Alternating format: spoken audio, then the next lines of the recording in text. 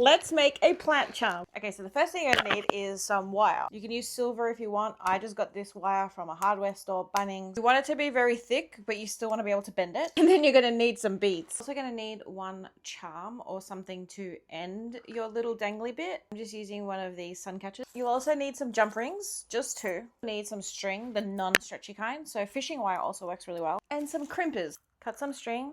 Add a little crimper and then take your end and put it through the crimper and crimp it so that you've got a little loop and then you've got a string. Now you just want to put your beads on.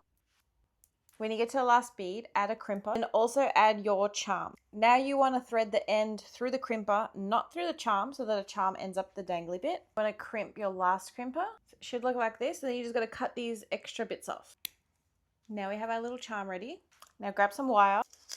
Just stabbed myself and started bleeding instantly, so please be careful. I'm about to bleed everywhere.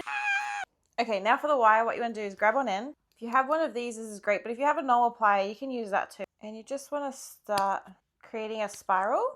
Sometimes it's easier to use your fingers. Then you just want to play around with it and try to make it as round as possible, but don't worry about being perfect. This is not about being perfect. And depending on your wire, depends on how easy it is to bend around. Now once you roughly have the shape of your spiral, you can pick where you want the middle and then bend it up like this. Now from here you can make whatever shapes you want, or you can just keep it one straight line.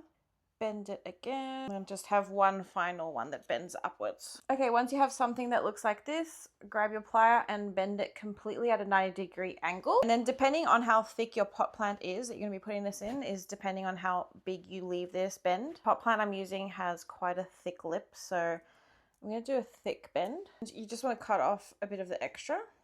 Okay, now with one of the jump rings, what you're gonna do is open it slightly and then put your charm through it and then also the other jump ring.